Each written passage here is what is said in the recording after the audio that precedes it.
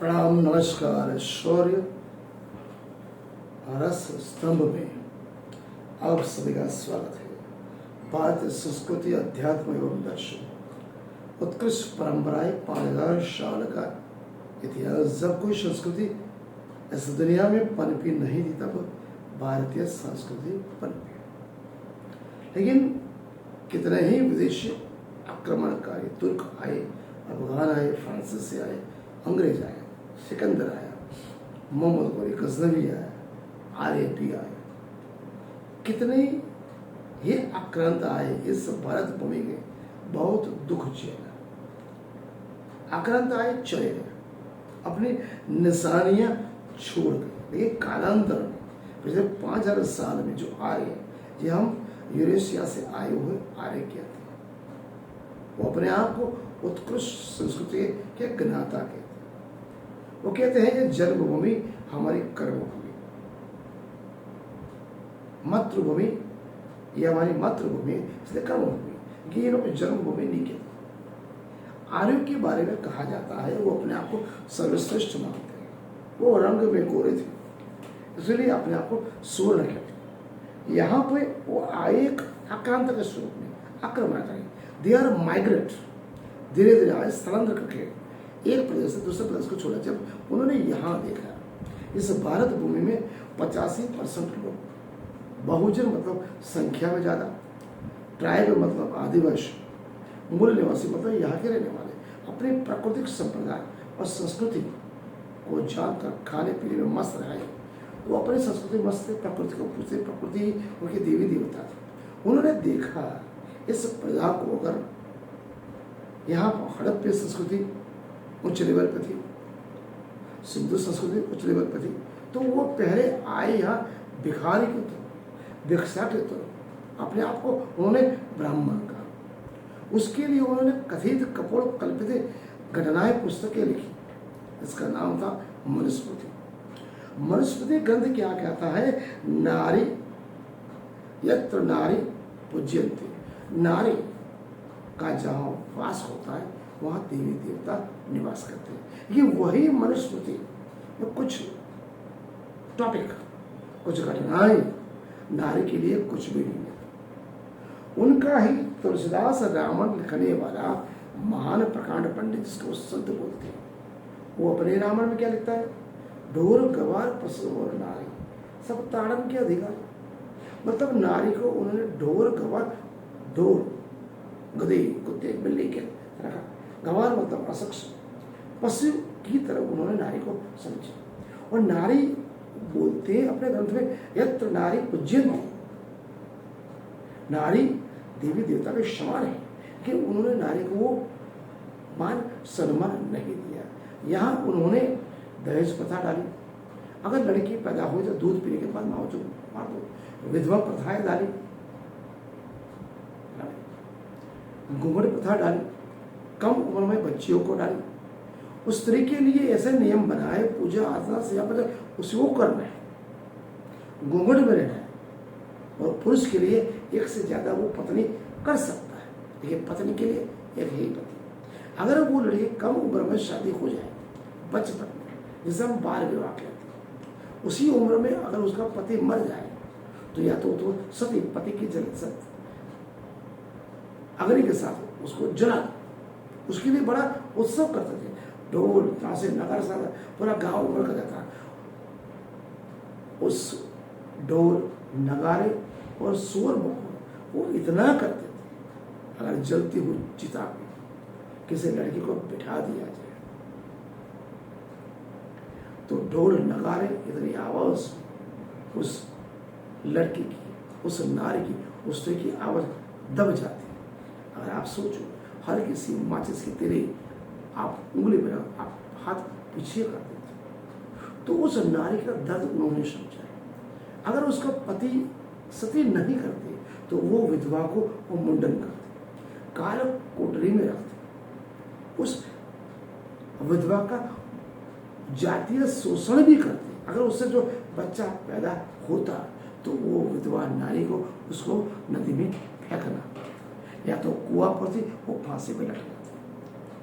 नारी का जीवन इतना दुष्कर था, नारी के लिए शिक्षा और स्वास्थ्य की बुनियादी सुविधा नहीं, उसको कुत्ते गधे बिल्ली से ही बदतर ये लोग रखते थे, जिन्हें हम ब्राह्मण पुरोहित पंडित कहते हैं। वो केवल कपोल कल्पित बातें, अंधश्रद्धा, कुरीवत, वो पाखंड के नाम पर नारी का शोषण किया। देवदास के बारे में क्या कहते हैं? जो गरीब शूद्र बहुजन मूल्यवासी जो लड़कियां थी, जो सुंदर दिखती थी, क्या बोलते हैं? हम परमपिता परमात्मा से आपसे शादी करा, आप हरि के से देव की दासी।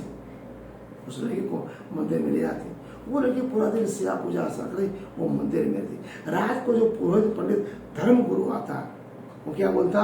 हम बुदेव है इस जमीन के भगवान, हम पुजारी हैं उस परमात्मा के संदेश वाके, हमको हमारे अंदर आप ईश्वर को देखो, हमारे अंदर आप ईश्वर को देखो और हमारे अधीन हो जाओ।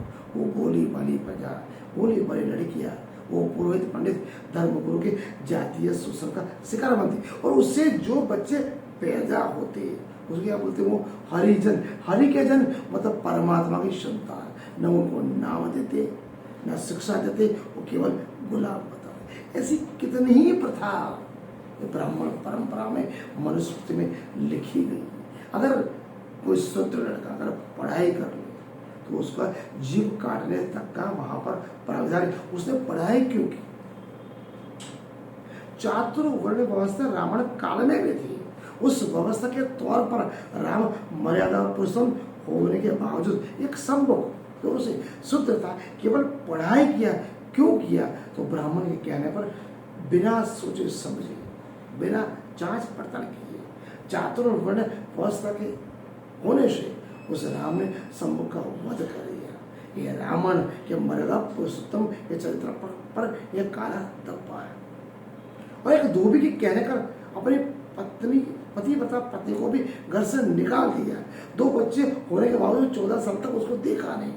वो राम के चरित्र पर एक दाग है। तीसरा चरित्र सुग्रीव को नारी के पेड़ के पीछे से मारना, राम के क्षत्रिय तत्व पर भी इस चरित्र पे दाग। नंबर 4, रावण के भाई विभीषण को जो लंका भेदी, उसके भाई को मसला फुसला के राज करके वचन दिया, उसके भाई से रावण की सब चीज निकाली। ये भी राम के चरित्र के ऊपर एक दाग। कहीं ना कहीं राम मर्यादा पुरुष होते, भगवान मानते, ये कुछ चरित्र पे वो दाग देते, वो कोई प्रमाण नहीं है। अगर राम भगवान है तो अपनी पत्नी की पतिव्रता को जानते। जब वो लंका में रावण से युद्ध जीता तो सीता ने पूछा, प्रभु आप लेना है? और राम क्या बोलते? मैं अपने कुल की लाज के लिए, वो अपना क्षत्रियत्व साबित करने के लिए रावण को जीतने आया, मैं तुम्हारे लिए नहीं आया। उस समय सीता को पगड़ी पैसा देनी पड़ी अपने पत्नी सतीत्व की। ये भी राम के चरित्र के ऊपर एक बड़ा था।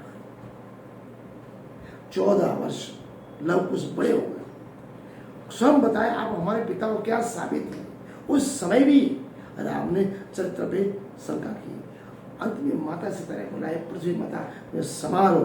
उस समय वो रोए, क्या मतलब है? राम के चरित्र पे कहीं ना कहीं तो दाग। हम मर्यादा पुरुषोत्तम मानते, एक पत्नी बनते, उत्कृष्ट राजा थे, क्षत्रिय थे, महान सेनानी थे, बड़े भाई थे, गुण सब कुछ है, लेकिन कुछ न कुछ परिभाषाएं मुझे चरित्र पे काले दाग लगाते। इसलिए वो चातुर्वर्ण्य व्यवस्था उस समय भी थी।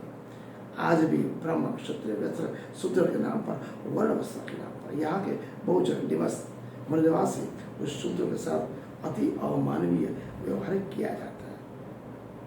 इसलिए डॉक्टर बाबा साहब आम्बेडकर, ज्योतिबा फुले ने कहा है, पढ़ो लिखो और आगे बढ़ो।